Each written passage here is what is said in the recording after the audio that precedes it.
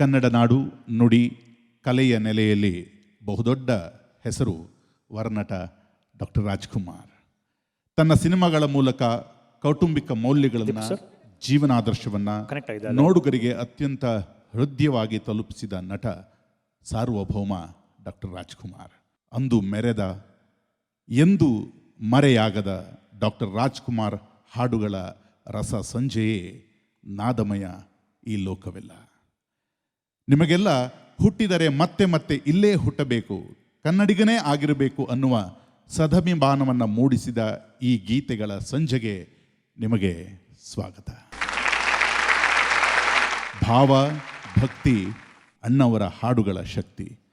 ಅವರದೇ ಒಂದು ಗೀತೆಯ ಪ್ರಾರ್ಥನೆ, ಶ್ರೀಕಂಠ ವಿಷಕಂಠ. ರಾಮಚಂದ್ರ ಹಡಪದ್.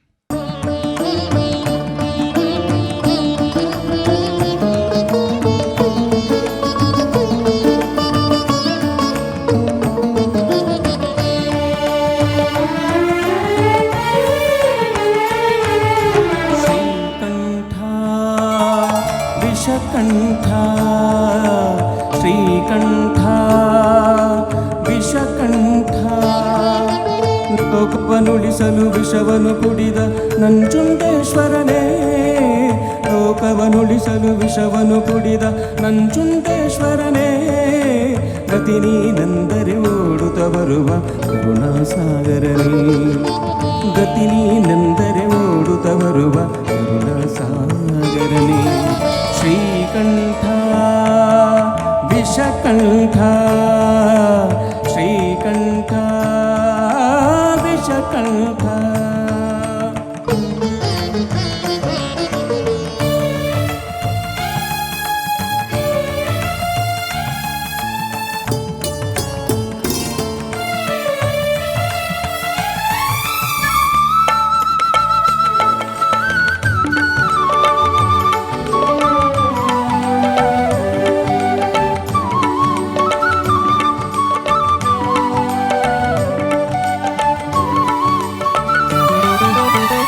ಹರಿಯುವ ನದಿಯಲ್ಲಿ ಕಲರವನಾದ ಕೂಡ ಶಿವ ಶಿವ ಎನ್ನುತ್ತಿದೆ,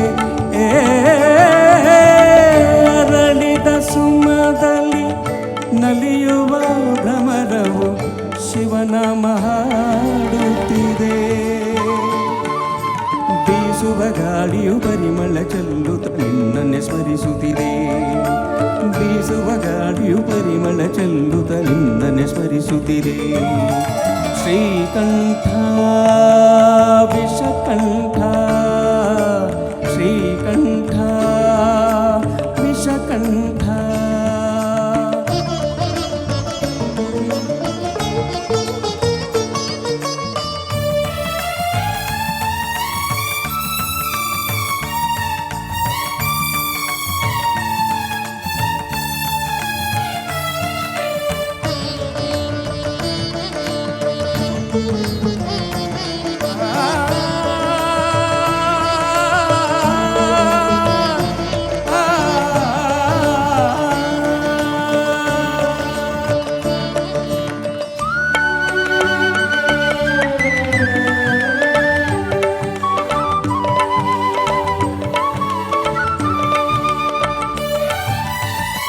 ಸಾವಿರ ಜನುಮವೇ ಬಂದರು ಹೀಗೆ ನಿನ್ನ ಸನ್ನಿಧಿಯಲ್ಲಿ ಇರಿಸು,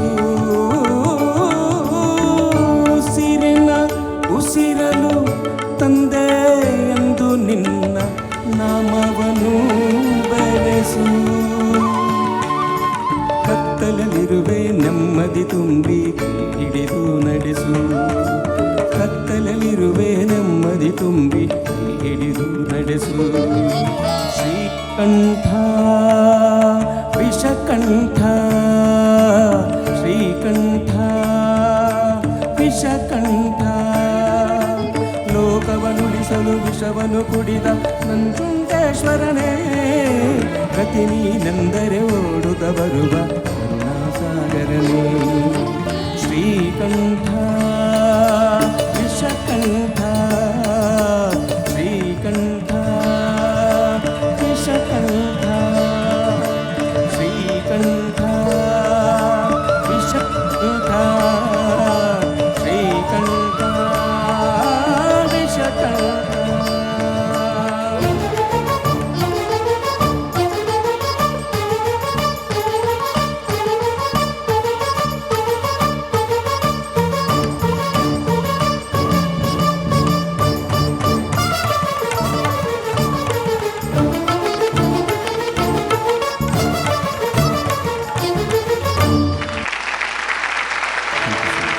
ಕನ್ನಡ ಭಾಷೆ ಅವರ ನುಡಿಯಲ್ಲಿ ಚಿನ್ನದ ನುಡಿಯಾಗಿ, ಈ ನಾಡು ಗಂಧದ ಗುಡಿಯಾಗಿ ಮೆರೆದದ್ದು ಇತಿಹಾಸ. ಕನ್ನಡಿಗರ ಎದೆ ಮಿಡಿತದಂತಿರುವ ಹಾಡೊಂದರ ಪ್ರಸ್ತುತಿ ರಾಮಚಂದ್ರ ಹಡಪದ್ ಮತ್ತು ಸಂಗಡಿಗರಿಂದ.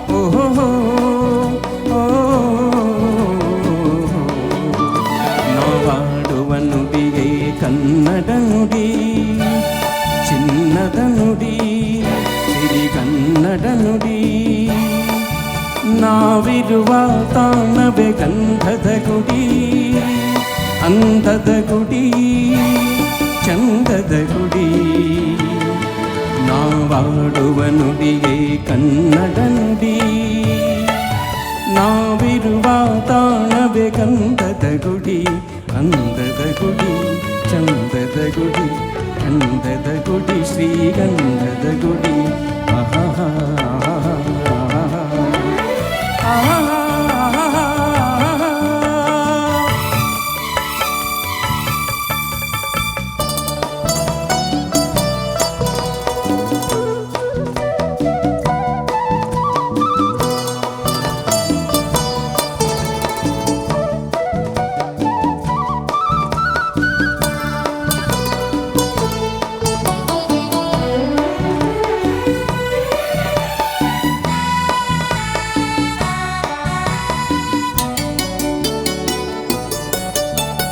ಹಸ್ತಿನ ಬನಸಿರಿಗೆ ಒಲಿದು ಸೌಂದರ್ಯ ಸರಸ್ವತಿ ಧರೆಗಿಳಿದು ಆಹಾ ಓ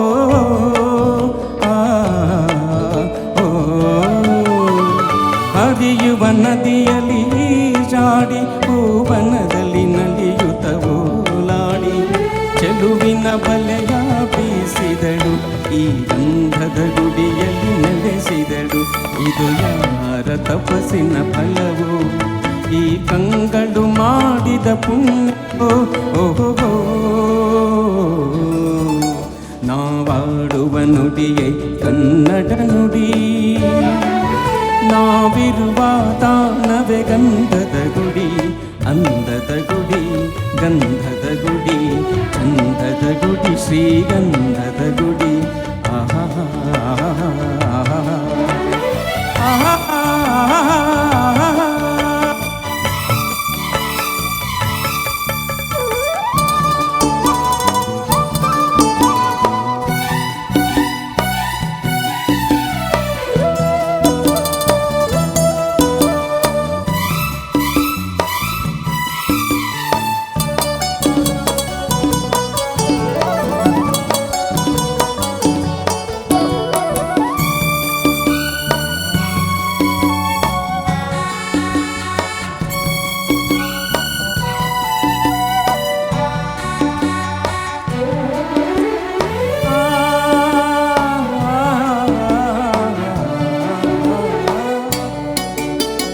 ಮುಗಿಲನ್ನು ಚುಂಬಿಸುವ ಆಸೆಯಲ್ಲಿ ತೂಗಾಡುತ್ತ ನಿಂತ ಮರಗಳಲ್ಲಿ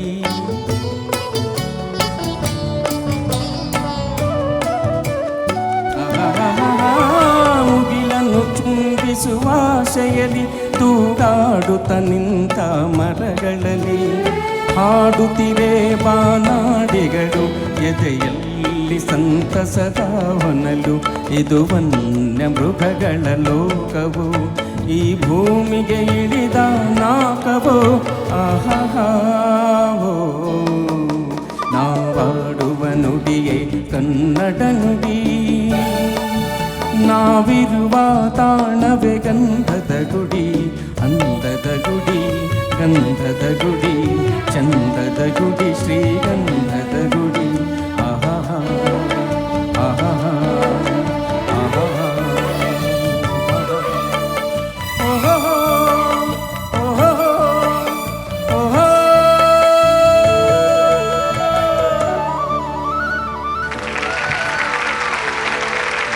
ಕನ್ನಡಿಗರ ಪ್ರತಿ ಉಸಿರಿನಲ್ಲೂ ಕನ್ನಡತನವನ್ನು ತುಂಬಿದ ಅಣ್ಣವರ ಈ ಸಾರ್ವಕಾಲಿಕ ಹಾಡು ಕೇವಲ ಸಿನಿಮಾ ಹಾಡಾಗಷ್ಟೇ ಉಳಿದಿಲ್ಲ, ಅದು ಈ ನಾಡಿನ ಒಡಲಿನ ಗೀತೆಯಾಗಿ ನಮ್ಮೊಂದಿಗೆ ಹರಿದಾಡ್ತಿರುವುದು ವಿಶೇಷ.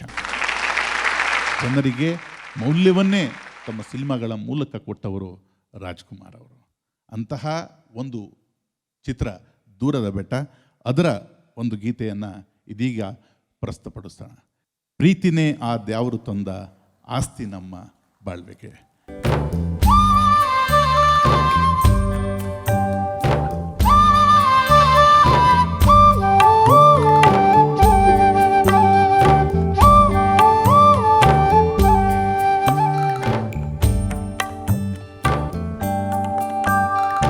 ಪ್ರೀತಿನೇ ಆದ್ಯಾವ್ರು ತಂದ ಆಸ್ತಿ ನಮ್ಮ ಬಾಳ್ವೆಗೆ, ಪ್ರೀತಿನೇ ಆದ್ಯಾವ್ರು ತಂದ ಆಸ್ತಿ ನಮ್ಮ ಬಾಳ್ವೆಗೆ.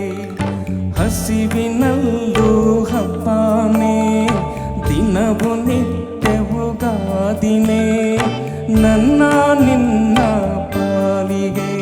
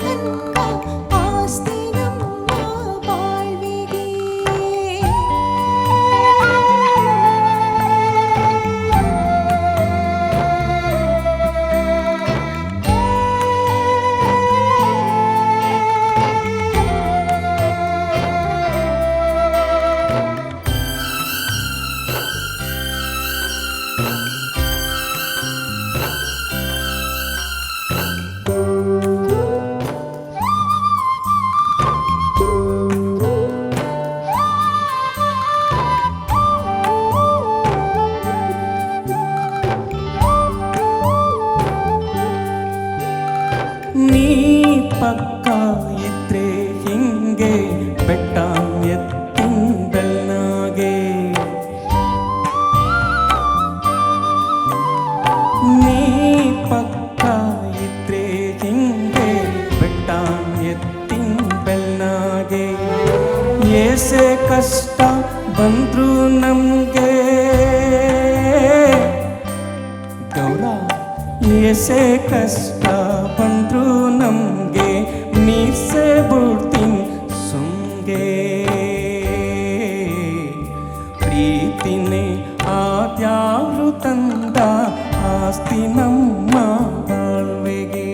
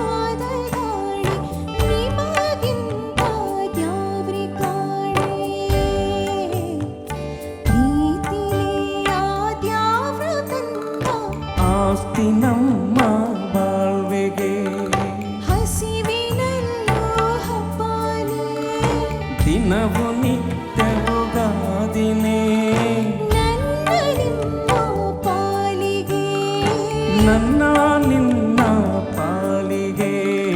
ಪ್ರೀತಿನೇ ಆದ್ಯಾವ್ರು ತಂದ ಆಸ್ತಿ ನಮ್ಮ ಬಾಳ್ವೆಗೆ.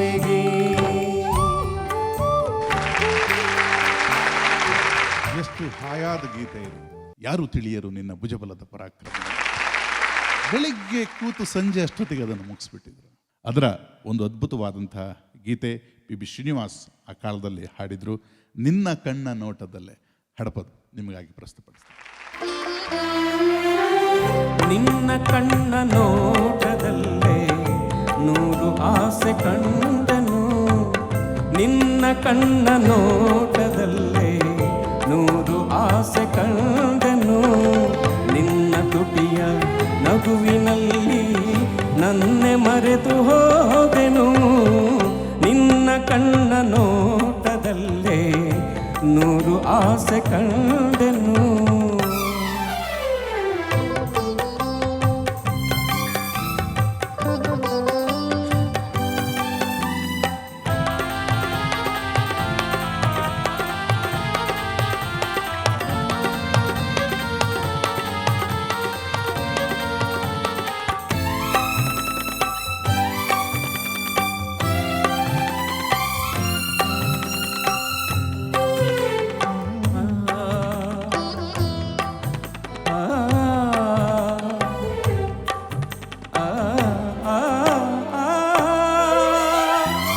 ನಿನ್ನ ನಡುವ ಕಂಡು ತಾನೇ ಬಳ್ಳಿ ಬಳುಕಿತು,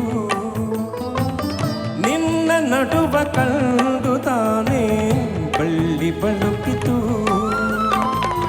ನಿನ್ನ ನಡೆಯ ಕಂಡ ಹಂಸೆ ನಾಚಿ ಓಡಿತು,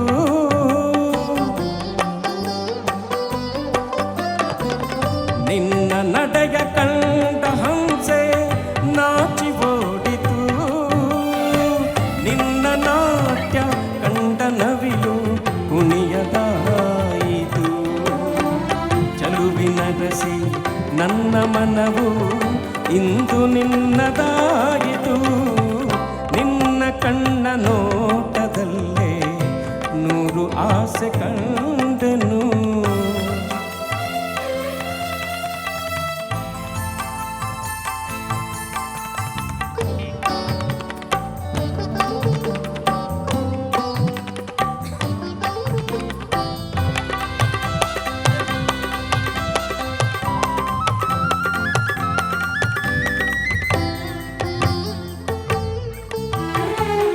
ಸೋಲನೆಂದು ಕಾಣದಂತ ವೀರಪಾರ್ಥನು, ಸೋಲನೆಂದು ಕಾಣದಂತ ವೀರಪಾರ್ಥನು, ನಿನ್ನ ಕಣ್ಣ ಬಾಣದಿಂದ ಸೋತು ಹೋದನು, ನಿನ್ನ ಕಣ್ಣ ಬಾಣದಿಂದ ಸೋತು ಹೋದನು, ಚಲುವೆ ನಿನ್ನ ದೇಹದಲ್ಲಿ ಕರಗಿ ಹೋದೆನು, ತೋಳಿನಲ್ಲಿ ಬಳಸಿದಾಗ ನಾನೇ ನೀನಾದೆನು, ನಿನ್ನ ಕಣ್ಣ ನೋಟದಲ್ಲೇ ನೂರು ಆಸೆ ಕಂಡೆನು, ನಿನ್ನ ತುಟಿಯ ನಗುವಿನಲ್ಲಿ ನನ್ನೆ ಮರೆತು ಹೋದೆನು, ನಿನ್ನ ಕಣ್ಣ ನೋಟದಲ್ಲೇ ನೂರು ಆಸೆ ಕಂಡೆನು. ಒಂದು ಗಾಯಕ ಮತ್ತು ನಾಯಕನ ನಡುವಿನ ಬಾಂಧವ್ಯಕ್ಕೆ ಈ ಮಾತು ಸಾಕ್ಷಿಯಾಗತ್ತೆ. ರಾಜ್ಕುಮಾರರನ್ನ ನಾವು ನಟ ಸಾರ್ವಭೌಮ ಅಂತ ಕರಿತೀವಿ.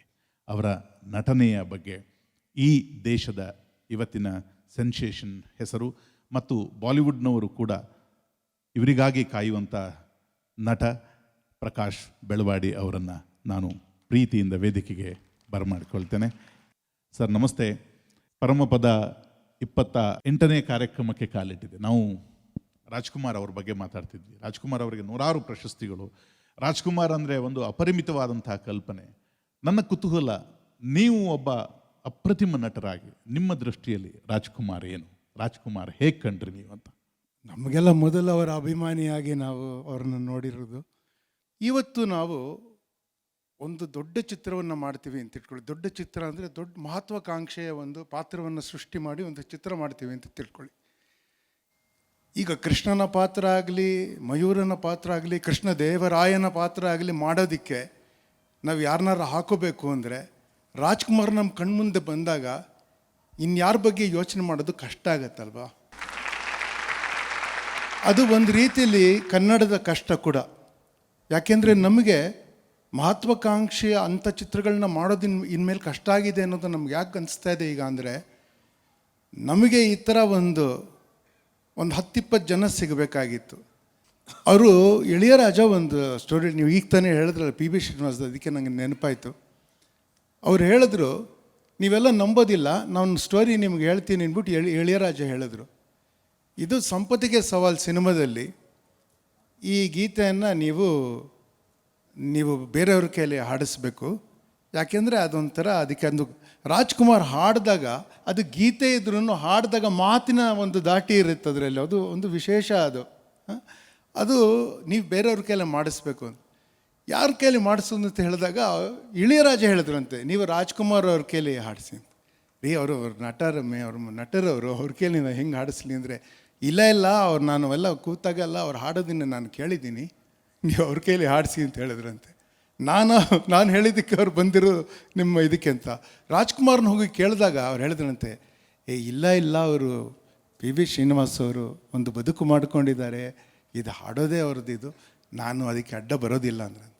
ಇಲ್ಲ, ಇದೊಂದೇ ಒಂದು ಹಾಡು ನೀವು ಹಾಡಿ, ನಿಮಗಿದು ಸೂಟ್ ಆಗತ್ತೆ ಅಂತ ಹೇಳೋದು ಮಾಡಿದ್ರಂತೆ.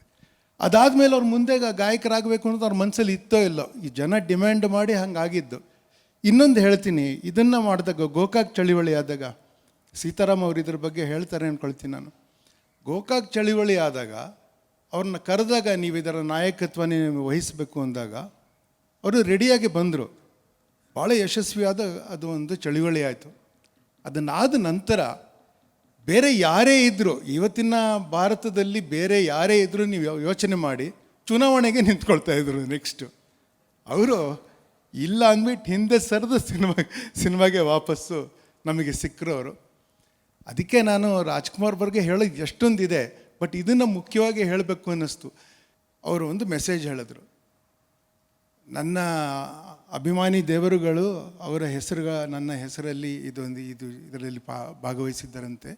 ಕಂದಮ್ಮಗಳಿಗೆ ಬೆಳಗ್ಗೆ ಹಾಲು ಸಿಕ್ಕಿಲ್ವಂತೆ, ದಯವಿಟ್ಟು ನನ್ನ ಹೆಸರಲ್ಲಿ ಚಳುವಳಿಯೆಲ್ಲ ನೀವು ಯಾರೂ ಮಾಡಬೇಡಿ, ನನ್ನ ಹೆಸರಲ್ಲಿ ನನಗೆ ಅಭಿಮಾನಿಗಳ ಸಂಘ ಇರೋದೂ ಬೇಕಾಗಿಲ್ಲ, ಏನಿದ್ರೆ ನೀವು ಅಭಿಮಾನಿ ದೇವರುಗಳಾಗೇ ಇರ್ತೀರ, ನನಗೆ ಅಷ್ಟು ಸಾಕು ಅಂತ. ಯಾರು ಇರ್ತಾರ್ರಿ ಆ ಥರ ಹೇಳೋದು? ಅವ್ರನ್ನ ನಾವು ಆ ಥರ ನೀವು ಯಾರನ್ನಾರು ಇಮ್ಯಾಜಿನ್ ಮಾಡ್ಕೊಳಕ್ಕಾಗತ್ತಾ? ನನ್ನಿಂದ ಎಷ್ಟು ಕೋಲಾಹಲ ಆಗಿದೆ ಅಂತ ಸಂಭ್ರಮ ಪಡೋರು ಇರ್ತಾರೆ ಅಷ್ಟೇ ಹೊತ್ತು, ಅಲ್ಲ ರಮೇಶ್ ಅವರೇ? ಆ ಥರ ಯಾರು ಇರ್ತಾರೆ ಇವಾಗ? ಹಾಗೆ ಒಂದಷ್ಟು ವಿಚಾರಗಳನ್ನು ಹಂಚಿಕೊಂಡಿದ್ದಾರೆ ಸರ್. ಅವರ ರಾಜ ನನ್ನ ರಾಜ ಚಿತ್ರದ ಒಂದು ಗೀತೆಯನ್ನು ನಾವೀಗ ಕೇಳೋಣ.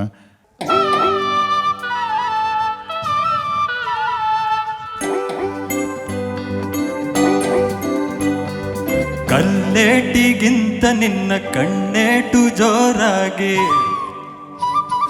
ಕಲ್ಲೇಟಿಗಿಂತ ನಿನ್ನ ಕಣ್ಣೇಟು ಜೋರಾಗಿ ನಡುಗಿದೆ ಗಡಗಡ ಗಂಗಮ್ಮ, ನನ್ನ ಎದೆಯಲ್ಲಿ ಡವ ಡವ ಡವ ಡವ ಕೇಳಮ್ಮ, ನನ್ನ ಎದೆಯಲ್ಲಿ ಡವ ಡವ ಡವ ಡವ ಡವ ಡವ ಡವ ಡವ ಕೇಳಮ್ಮ.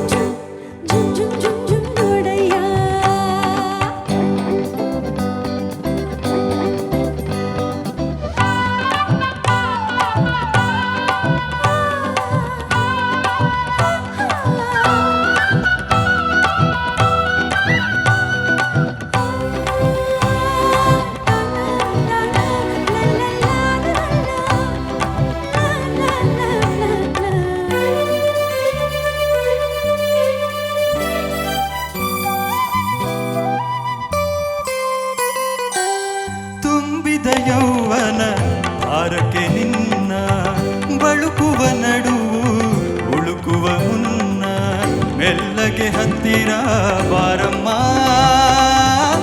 ನಿನ್ನ ಬಿಟ್ಟಿರಲಾರೆ ನಾ ಗಂಗಮ್ಮ.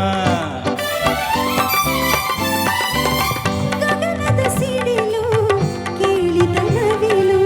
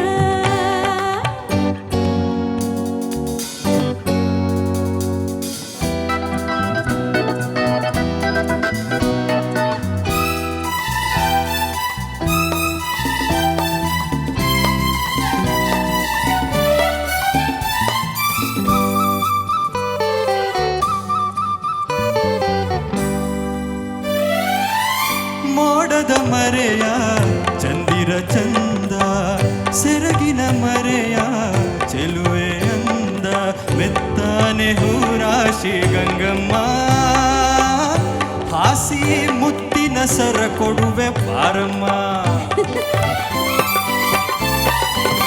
ಹೂವಿನ ಹಾಗೆ ಮೈಯರಳುತ್ತಿದೆ, ಬಳಸಿದ ಉಡುಗೆ ಬಿಗಿಯಾಗುತ್ತಿದೆ, ತಾಳೆನು ಈ ಬೇಗ ಚೆನ್ನಯ್ಯ,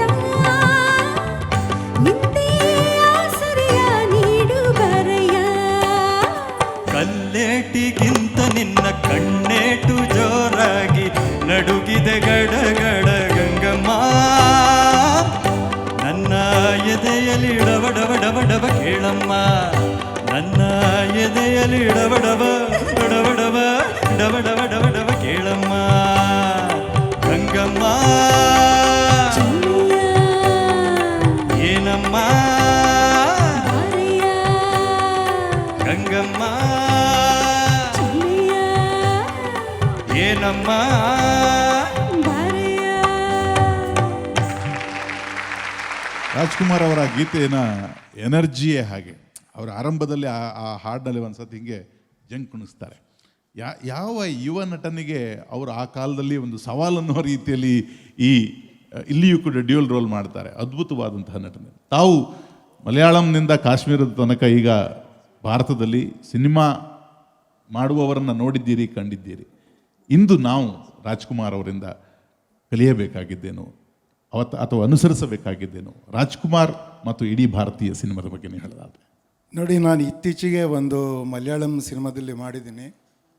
ಅದರಲ್ಲಿ ಮೋಹನ್ ಲಾಲ್ ಮತ್ತು ಇವರು ಮಮ್ಮೂಟಿ ಇಬ್ಬರು ಇದ್ದಾರೆ ಅದರಲ್ಲಿ.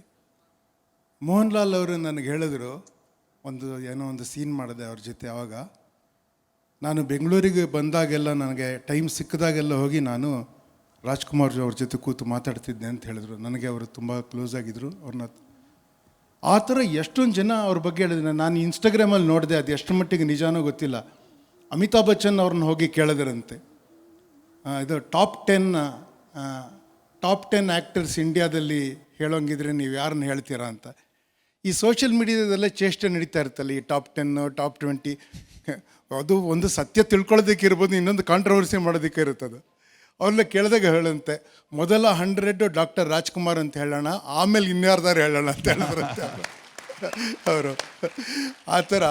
ಮತ್ತು ಒಂದು ಸಿನಿಮಾ ಬಂತು ಗೊತ್ತಾ, ತೆಲುಗಲ್ಲಿ, ಹಿಂದಿಲಿ ಮಾಡಿದ್ರದು. ಅವರು ಅಶ್ವಿನ್ ದತ್ ಅವ್ರು ಮಾಡೋದು ದೊಡ್ಡ ಸಿನಿಮಾ. ಶಾರುಖ್ ಖಾನು ಅವ್ರನ್ನೆಲ್ಲ ಹಾಕ್ಕೊಂಡು ಮಾಡಿದ್ರು. ಕಲ್ಕಿನೋ ಏನೋ ಅದೊಂದು ಮಾಡಿದ್ರು.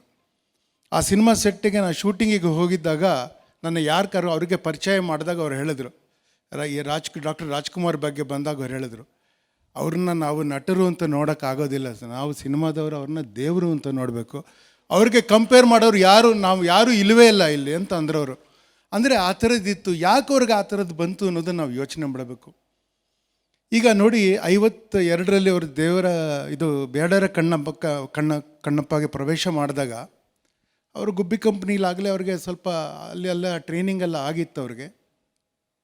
ಅವ್ರನ್ನ ಯಾತಕ್ಕೆ ಆಯ್ಕೆ ಮಾಡಿದ್ರು ಅನ್ನೋದು ನನಗೆ ಅನಿಸುತ್ತೆ ಇವಾಗ. ನೋಡಿ, ನಮ್ಗೆ ಎಷ್ಟೊಂದು ಕನ್ನಡಗಳಿತ್ತು.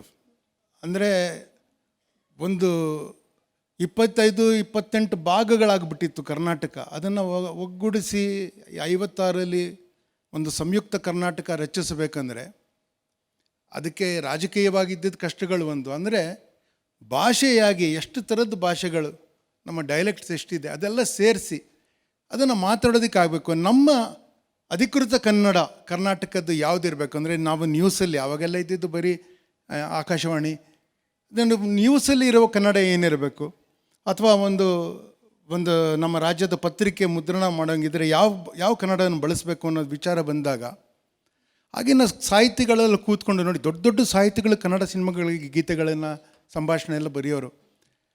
ಆವಾಗ ನಮ್ಮ ವಚನ ಭಂಡಾರ, 12ನೇ ಶತಮಾನದ ವಚನಕಾರರಿಂದ, ಸರ್ವಜ್ಞ, ಆಮೇಲೆ ನಮ್ಮ ಭಕ್ತಿ ಸಂಪ್ರದಾಯದಿಂದ ಆ ಕನ್ನಡವನ್ನು ಬಳಸಿ ಒಂದು ಥರದ ಎಲ್ಲರಿಗೂ ಒಪ್ಪಿಗೆ ಆಗುವ, ಇಡೀ ಕರ್ನಾಟಕಕ್ಕೆ ಒಪ್ಪಿಗೆ ಆಗೋ ಥರದ್ದು ಒಂದು ಕನ್ನಡ ಬೇಕಾಗಿತ್ತು. ಅಂದರೆ ಅದನ್ನೆಲ್ಲ ಮಾತನಾಡಬಲ್ಲ ಒಬ್ಬ ನಟ ಬೇಕಾಗಿತ್ತು. ಅಂದರೆ ಆಗ ಅವ್ರಿಗೆ ಸಿಕ್ಕಿದ್ದು ರಾಜ್ಕುಮಾರ್.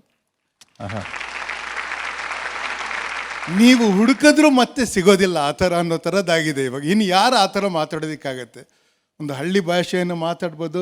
ಮಾಣಿಕ್ಯ ವೀಣಾ ಅವ್ರಿಗೆ ಹೇಳೋಕ್ಕಾಗುತ್ತೆ, ಇಂಗ್ಲೀಷ್ ಪ್ರೊಫೆಸರ್ ಆಗಿ ಶೇಕ್ಸ್ಪಿಯರ್ ಹೇಳ್ಕೊಡೋಕ್ಕಾಗತ್ತೆ, ಯಾರು ಮಾಡೋಕ್ಕಾಗತ್ತೆ ಆ ಥರದ್ದಲ್ಲ. ಆ ಥರದ್ದು ಈಗ ನಾವು ಏನು ಕಲಿಬೇಕಂದ್ರೆ ಒಂದು ಅವರಲ್ಲಿ ಇದ್ದಿದ್ದ ಶ್ರದ್ಧೆ. ಅಂದರೆ ಯಾವುದೇ ಹೊಸ ನಿರ್ದೇಶಕ ಬಂದರು, ಶಂಕರ್ನಾಗ್ ಅವ್ರು ಹೇಳಿದ್ರು, ಅವ್ರು ಹೇಳ್ದಂಗೆ ಅವರು ಯಾಕೆ ಇದು ಮಾಡಿದ್ರು, ಇದಕ್ಕೆ ಅರ್ಥ ಏನೋ ಅವರು ಸ್ಟೈನ್ಬಕ್ ಅವ್ರದ್ದು ಪರ್ಲ್ ತೊಗೊಂಡು ಮಾಡಿದ್ರು. ಅವರು ಹೇಗೆ ಮಾಡಬೇಕು ಅಂದರೆ ಎಲ್ಲ ನಿರ್ದೇಶಕರಿಂದ ಕಲಿತು ಮಾಡೋದಕ್ಕೆ ಅವರು ತಯಾರಿದ್ದರು. ಕವಿರತ್ನ ಕಾಳಿದಾಸ ಆದಾಗ ನಮ್ಮ ಸ್ಕೂಲಲ್ಲಿ ಮೇಸ್ಟ್ರಾಗಿದ್ದು KTS ನ್ಯಾಷನಲ್ ಹೈಸ್ಕೂಲಲ್ಲಿ, ಅವರು KTS ಲೀವ್ ತೊಗೊಂಡು ಒಂದು ತಿಂಗಳು ಹೋಗಿ ಅವ್ರಿಗೆ ಟ್ರೈನಿಂಗ್ ಮಾಡೋದು ಸಂಸ್ಕೃತದಲ್ಲಿ ಮಾತಾಡೋದಕ್ಕೆ. ಆ ಥರ ಎಲ್ಲರಿಂದ ಕಲಿಯೋದಕ್ಕೆ ಯಾವಾಗಲೂ ತಯಾರಾಗಿದ್ದರು ಅವರು. ಅದು ದೊಡ್ಡ ಗುಣ ಅವ್ರದ್ದು. ಅಂದರೆ ಶ್ರದ್ಧೆ ಅವ್ರ ಕಲೆಯಲ್ಲಿ ಎಷ್ಟಿತ್ತು ಅಂದರೆ ಅವರು ಅದನ್ನು ಮಾಡೋದಕ್ಕೆ ತಯಾರಿದ್ದರು. ಅದನ್ನು ಇವಾಗ ಕನ್ನಡವನ್ನು ಎಲ್ಲ ಕನ್ನಡನ ಮಾತಾಡೋದನ್ನು ಕೇಳೋದಿಲ್ಲ ರೀ. ಯಾವುದಾದ್ರು ಒಂದು ಕನ್ನಡವನ್ನು ಸ್ಪಷ್ಟವಾಗಿ ಮಾತಾಡೋದು ಕಲಿಬೇಕಲ್ವ ನಮ್ಮ ನಟರು, ನಾವೆಲ್ಲ ಕಲಿಬೇಕಲ್ವ ನಾವು. ಇದು ಒಂದು. ಎರಡನೇದು ಏನು ಹೇಳ್ತೀನಿ ಅಂದರೆ, ಅವ್ರು ಎಲ್ಲರನ್ನೂ ನೋಡ್ಕೊಳ್ತಾ ಇದ್ದಿದ್ದ ರೀತಿ, ಒಂದು ಶೂಟಿಂಗಲ್ಲಿ ಶಾಂತಮ್ಮ ಅವರು ಸಿಕ್ಕಿದಾಗ ನಂಗೆ ಹೇಳಿದ್ರು, ಅವರು ಇಲ್ಲೇ ಕಾಟುಪಾಡಿ ಹತ್ರ ಯಾವುದೋ ಒಂದು ಜಾಗದಲ್ಲಿ ಶೂಟಿಂಗ್ ಮಾಡ್ತಾಯಿದ್ರಂತೆ. ಆಗ ನಮಗೆ ಗೊತ್ತಲ್ಲ, ಶೂಟಿಂಗಲ್ಲಿ ಶನಿವಾರ ಕನ್ನಡ ಸಿನಿಮಾ ಅಂದರೆ ಶನಿವಾರನೋ ಭಾನುವಾರನೋ ಅಕಸ್ಮಾತ್ ಶೂಟಿಂಗ್ ಮಾಡಿದ್ರೆ ನಾನ್ ವೆಜಿಟೇರಿಯನ್ ಸ್ಪೆಷಲ್ ಏನಾದ್ರು ಇರ್ತಿತ್ತು. ಅವರು ರಾಜ್ಕುಮಾರು ಲಂಚ್ ಬ್ರೇಕ್ ಆದಮೇಲೆ ಎಲ್ಲ ಮುಗಿದ ಆಚೆ ಬಂದು ಶಾಂತಮ್ಮ ಕೂತಿದ್ದು ನೋಡಿ ಹೇಳಿದ್ರಂತೆ, ಏನು ಶಾಂತ ಸಿಗ್ತಾ ಇವತ್ತು ಅಂತ ಕೇಳಿದ್ರಂತೆ. ನಮಗೆಲ್ಲ ಎಲ್ಲಪ್ಪ ಸಿಗತ್ತೆ ಅಂದ್ರಂತಿವರು. ಯಾಕೆ ನಿಮಗೆ ಬರಲಿಲ್ವಾ? ಇಲ್ಲ ಅಂದ್ರಂತೆ. ನೆಕ್ಸ್ಟ್ ಡೇ ಬ್ರೇಕ್ ಆದಾಗ ಎಲ್ಲರ ಮಧ್ಯೆ ಹೋಗಿ ಕೂತಿದ್ರಂತೆ ಅವರು. ಇಲ್ಲ ನಿಮಗೆ ಬೇರೆ ವ್ಯವಸ್ಥೆ ಆಗಿದೆ ಊಟಕ್ಕೆ ಅಂತ ಹೇಳಿದ್ರಂತೆ. ನಾ ಇನ್ಮೇಲೆ ಹೀಗೆ ಕೂರೋದು, ಇನ್ಮೇಲೆ ನೀವು ಪಂಕ್ತಿ ಭೇದ ಮಾಡೋಂಗಿಲ್ಲ, ಎಲ್ಲರಿಗೂ ಎಲ್ಲನೂ ಬಡಿಸ್ಬೇಕು, ಇಲ್ಲದಿದ್ರೆ ನಾನು ಎಲ್ಲೆಲ್ಲ ಬಂದು ಕೂತ್ಕೊಳ್ಳಲ್ಲ, ನಾನು ಯಾವಾಗಲೂ ಇವ್ರ ಜೊತೆ ಕೂತಿರ್ತೀನಿ ಅಂತಂದ್ರಂತೆ. ಈಗ ಲೆಫ್ಟು ರೈಟು ಸೋಷಿಯಲಿಸಮ್ ಎಲ್ಲ ಭಾಷಣ ಮಾಡ್ಬೋದು, ಅದು ಪ್ರಾಕ್ಟೀಸ್ ಮಾಡೋದಕ್ಕೆ ಬರಬೇಕು. ಅವರು ಏನು ಬೀದಿಗೆ ಬಂದು ಭಾಷಣ ಮಾಡಿ ಹೊಡಿತಾ ಇರಲಿಲ್ಲ, ಲೆಕ್ಚರ್ ಕೊಡ್ತಾ ಇರಲಿಲ್ಲ ಯಾರಿಗೂ, ಅವ್ರು ನಡ್ಕೊಳ್ತಾ ಇದ್ರು ಆ ಥರದ್ದು. ಅದು ಬರಬೇಕು. ಯಾರು ಬೋಧಿಸ್ತಾರೋ ಅವರು ಹಾಗೆ ನಡೆದುಕೊಳ್ಳೋದನ್ನು ಕಲಿಬೇಕು. ಬೋಧಿಸದೆ ನಡೆದುಕೊಂಡು ಬೋಧನೆಗೆ ವಸ್ತುವಾದವರು ಡಾಕ್ಟರ್ ರಾಜ್ಕುಮಾರ್. ಅಂತಹ ವಿಚಾರವನ್ನು ಪ್ರಸ್ತಾಪ ಮಾಡಿದ್ದೀರಿ ಸರ್, ಧನ್ಯವಾದಗಳು.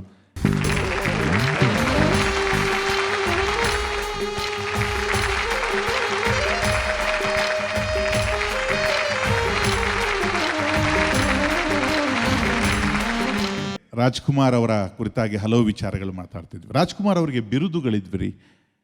ಸುಮಾರು 150ಕ್ಕೂ ಹೆಚ್ಚು ಅಧಿಕೃತ ಬಿರುದುಗಳು ಅವರಿಗೆ ಇದೆ ಅನ್ನುವಂಥದ್ದು ಈ ಜಗತ್ತಿನಲ್ಲಿರುವ ಏಕಮಾತ್ರ ನಟನಿಗೆ ಸಂದ ಗೌರವ. ಅದು ರಾಜ್ಕುಮಾರ್ ಅವರ ನಾಯಕಿಯರಿಗಾಗಿ ಅರ್ಪಿಸುವ ಒಂದು ಗೀತೆಯನ್ನು ಇದೀಗ ನಮ್ಮ ಎಲ್ಲ ಗಾಯಕಿಯರು ಅವರಿಗಾಗಿ ಅರ್ಪಿಸ್ತಾರೆ.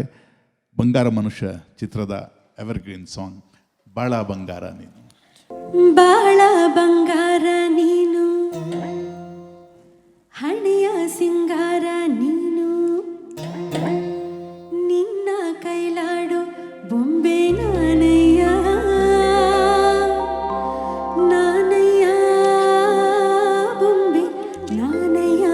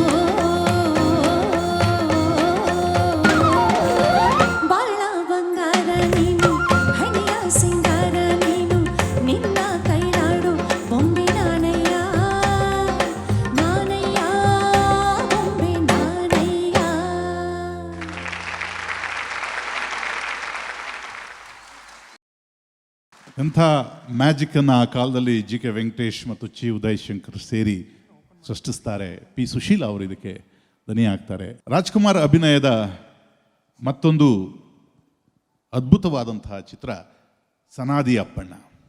ಕರೆದರೂ ಕೇಳದೆ. ಕರೆದರೂ ಕೇಳದೆ ಸುಂದರನಿಗೆ ನನ್ನಲ್ಲಿ ಈ ಮೌನ. ಕರೆದರೂ ಕೇಳದೆ ಸುಂದರನಿಗೆ ನನ್ನಲ್ಲಿ ಈ ಮೌನ.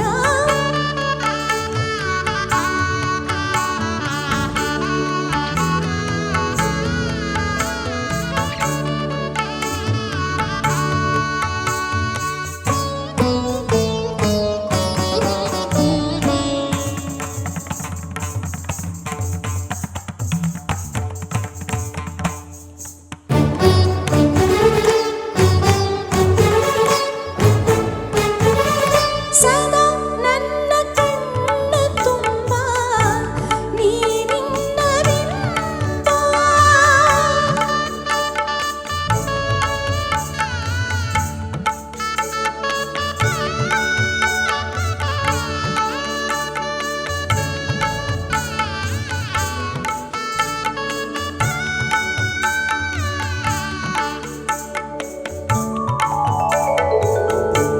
ಸದಾ ನನ್ನ ಕಣ್ಣ ತುಂಬ ಈ ನಿನ್ನ ಬಿಂಬ.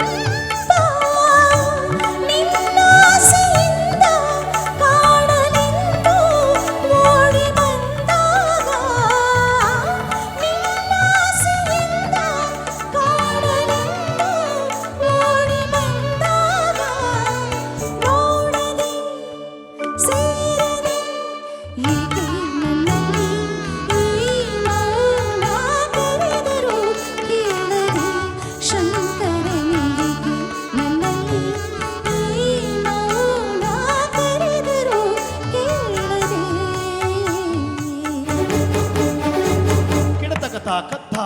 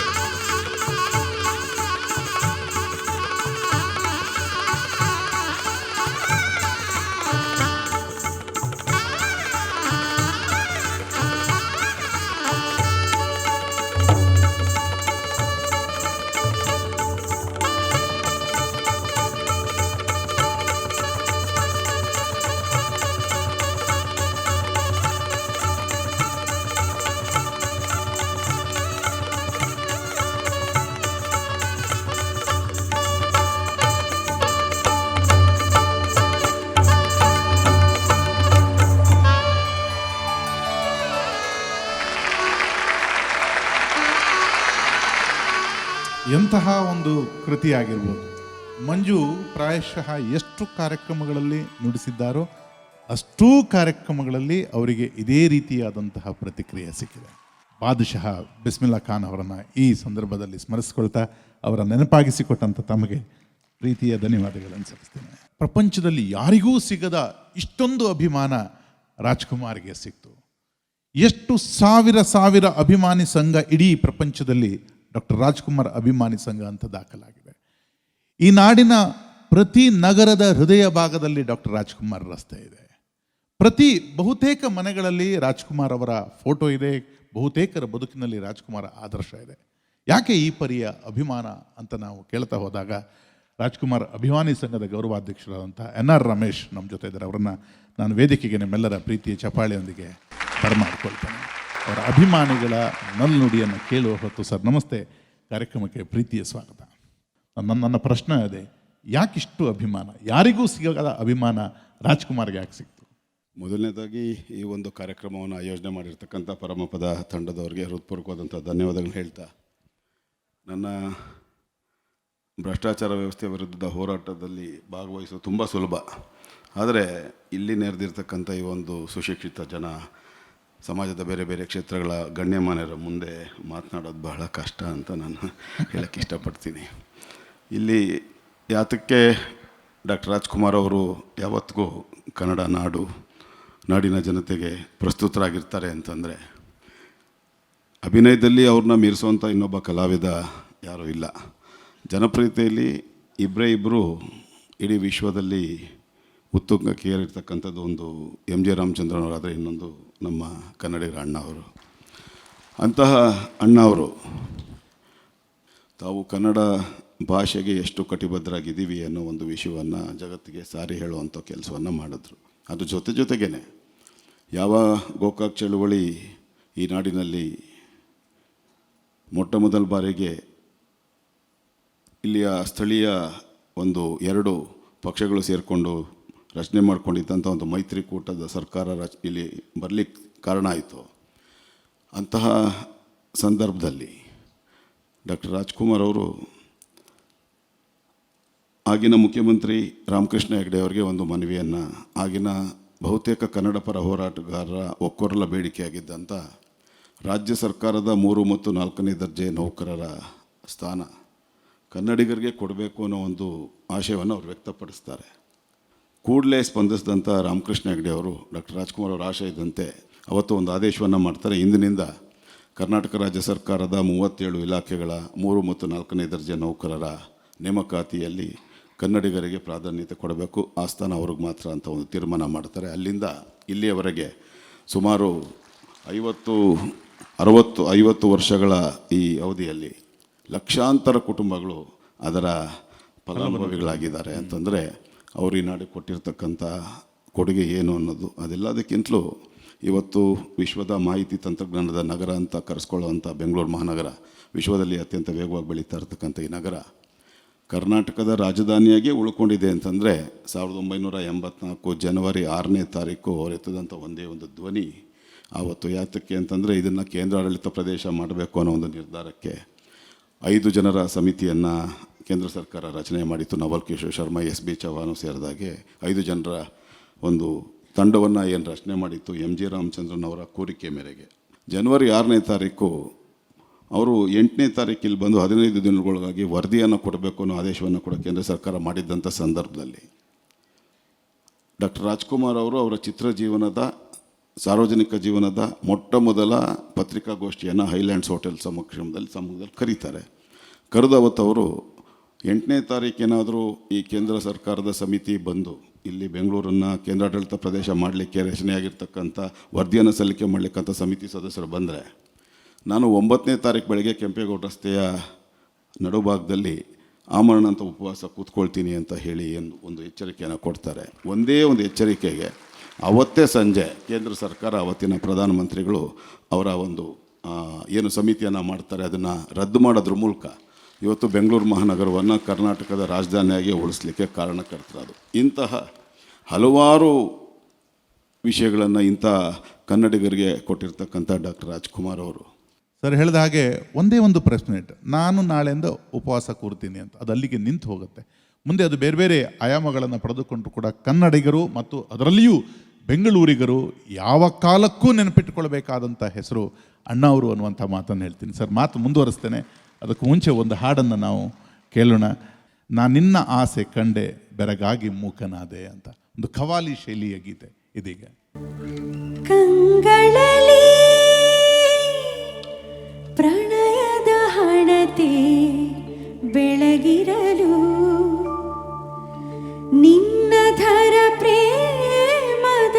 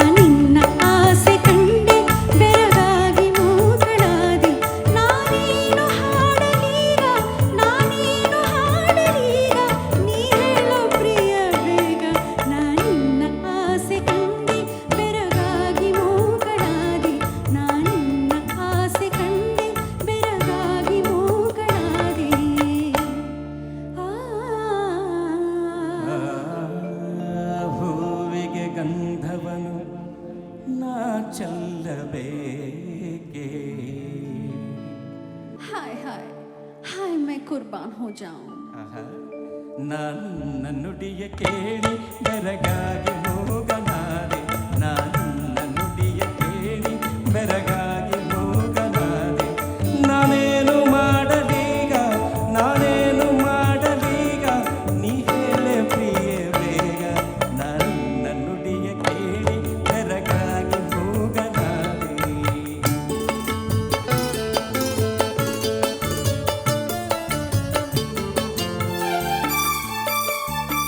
ವೀಣೆಯು ಆದರೆ ನಾ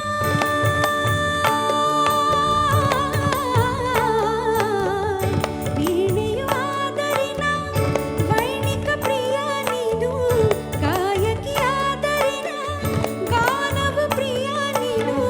ನುಡಿಸಲು ನಾ ನುಡಿವೆ, ನಡೆಸಲು ನಾ ನಡುವೆ, ನುಡಿಸಲು ನಾ ನುಡಿವೆ, ನಡೆಸಲು ನಾ ನಡುವೆ. ನಿನ್ನಾಣಿನಲ್ಲ ನಾ ನಿನ್ನ ಆಸೆ ಕಂಡೆ, ಬೆರಗಾಗಿ ಮೂಕಳಾದೆ. ನಾ ನಿನ್ನ ಆಸೆ ಕಂಡೆ, ಬೆರಗಾಗಿ ಮೂಕಳಾದೆ.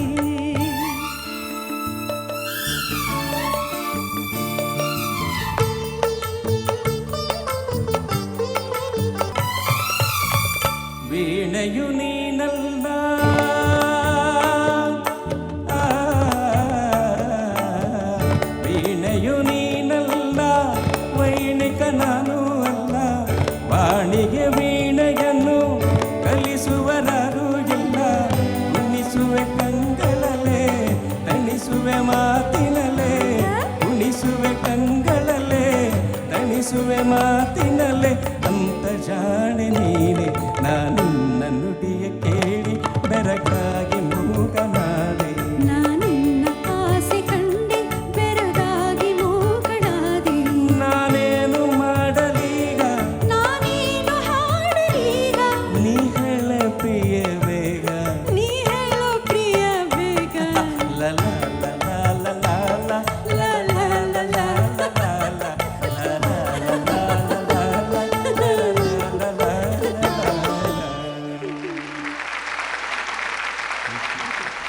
ರಾಜ್ಕುಮಾರ್ ಅವರ ಕನ್ನಡ ಕೊಡುಗೆಯ ಬಗ್ಗೆ ನಾವು ಮಾತಾಡ್ತಾ ಇದ್ವಿ. ರಾಜ್ಕುಮಾರ್ ಅವರು ಕರ್ನಾಟಕಕ್ಕೆ, ಕನ್ನಡ ಭಾಷೆಗೆ, ಆ ಚಳುವಳಿಗೆಗೆ ಧುಮುಕಿದ ವಿಚಾರಕ್ಕಾಗಿ ಅವರ ಮೇಲೆ ಒಂದು ದೊಡ್ಡ ಅಟ್ಯಾಕ್ ಆಗುತ್ತೆ ಅಂತ, ಒಂದು ಆಕ್ರಮಣ ಆಗುತ್ತೆ. ಆ ಸನ್ನಿವೇಶ ಏನು ಸರ್? ಯಾವಾಗ ಗೋಕಾಕ್ ವರದಿ ಚಳುವಳಿ, ಗೋಕಾಕ್ ಚಳುವಳಿ ಅತ್ಯಂತ ಯಶಸ್ವಿ ಆಗುತ್ತೆ, ಅದ್ರ ಜೊತೆಗೆ ಅವರು ಅಪೇಕ್ಷೆ ಪಟ್ಟಂತೆ ಬೆಂಗಳೂರು ಮಹಾನಗರ ಕೇಂದ್ರಾಡಳಿತ ಪ್ರದೇಶ ಆಗಲ್ಲ. ಅದಾದ ನಂತರ ಏಪ್ರಿಲ್ 4ನೇ ತಾರೀಕು ಅಂತ ನಾನು ಅಂದ್ಕೊಳ್ತೀನಿ, ಚೆನ್ನೇಗೌಡರು ಗೊತ್ತಿದೆ. ನನ್ನ ಅಂದ್ಕೊಂಡಿದ್ದಿದ್ದಾರೆ ಏಪ್ರಿಲ್ 4, 1984. ಯಾರಿವನು ಚಲನಚಿತ್ರದ ಚಿತ್ರೀಕರಣ ಊಟಿಯಲ್ಲಿ ನಡೆಯುವಂಥ ಸಂದರ್ಭದಲ್ಲಿ ಸುಮಾರು 50-60ಕ್ಕೂ ಹೆಚ್ಚು ಅಲ್ಲಿನ ಭಾಷಾಂಧರು ಮಾರಕಾಸ್ತ್ರಗಳಿಂದ ಡಾಕ್ಟರ್ ರಾಜ್ಕುಮಾರ್ ಅವ್ರ ಮೇಲೆ, ಅವರ ಹತ್ಯೆಗೆ ಪ್ರಯತ್ನ ಪಡ್ತಾರೆ. ಆಗ ಆ ಚಿತ್ರೀಕರಣದಲ್ಲಿದ್ದಂಥ ದೊಣ್ಣೆ ರಾಮ, ಯಶವಂತಪುರ ರಾಮಣ್ಣ, ಭೋಜ ಇಂಥವರು 17 ಜನ, ಅದರಲ್ಲಿ ಕೆಲವೊಂದಷ್ಟು ಜನ ಸಾಹಸ ಕಲಾವಿದರು ಕೂಡ ಅಣ್ಣ ಅವರನ್ನು ಮತ್ತು ರೂಪಾದೇವಿ ಅವ್ರನ್ನ ಸುತ್ತುವರೆದು ಅವರ ರಕ್ಷಣೆಯನ್ನು ಮಾಡ್ತಾರೆ. ಅದರಲ್ಲಿ 4-5 ಜನರಿಗೆ ಬಹಳ ಗಂಭೀರವಾದಂಥ ಗಾಯಗಳಾಗುತ್ತೆ. ಆ ಸಂದರ್ಭದಲ್ಲಿ ಡಾಕ್ಟರ್ ರಾಜ್ಕುಮಾರ್ ಅವರು ಎಂಥ ಕಾಳಜಿ ವಹಿಸ್ತಾರೆ ಅವರ ಅಭಿಮಾನಿಗಳ ಬಗ್ಗೆ, ಕನ್ನಡ ನಾಡಿನ ಸುರಕ್ಷತೆಯ ಬಗ್ಗೆ ಅಂತಂದರೆ, ಈ ವಿಷಯವನ್ನು ಯಾವ ಕಾರಣಕ್ಕೂ ಕರ್ನಾಟಕದಲ್ಲಿ ಯಾರೊಬ್ರಿಗೂ ಗೊತ್ತಾಗ್ದಂಗೆ ನೋಡ್ಕೊಳ್ಳಿ ಅಂತ. ಯಾಕಂದ್ರೆ ಆಗ ಈಗಿನಂತೆ ಮೊಬೈಲ್ಗಳಾಗಲಿ ಅಥವಾ ಪೇಜರ್ಗಳಾಗಲಿ ಇರಲಿಲ್ಲ. ಆಗೆಲ್ಲ ಟ್ರಂಕ್ ಕಾಲ್ಗಳು ಬಳಸಿ ವಿಷಯವನ್ನು ಬೇರೆ ರಾಜ್ಯಗಳಿಗೆ, ಬೇರೆ ದೇಶಗಳು ತಿಳಿಸ್ತಾ ಇದ್ದಂಥದ್ದು. ಆದರೆ ಆ ಸಂದರ್ಭದಲ್ಲಿ ಅಲ್ಲಿಂದ ಬಚಾವಾಗಿ ಬಂದಂಥ ಜೈಮಾಲ ಅವರವರು ಅಲ್ಲಿನ STD ಬೂತ್ಗೆ ಬಂದು ಆ ವಿಷಯವನ್ನು ಇಲ್ಲಿನ ಮಾಧ್ಯಮದವ್ರು ತಿಳಿಸೋವಂಥ ಕೆಲಸ ಮಾಡ್ತಾರೆ. ಆ ರೀತಿ ಒಂದು ಭಾಷೆಯ, ಇಲ್ಲಿನ ನಮ್ಮ ಭಾಷೆಯ ಉಳಿವಿಗಾಗಿ ನಡೆಸಿದಂಥ ಹೋರಾಟದಲ್ಲಿ ಅವರ ಹತ್ಯಾಯತ್ನ ಕೂಡ ನಡೆದಿತ್ತು ಅನ್ನೋದು ನಾವು ಯೋಚನೆ ಮಾಡಬೇಕಾಗಿರ್ತಕ್ಕಂಥ ವಿಷಯ. ಧನ್ಯವಾದಗಳು ಸರ್.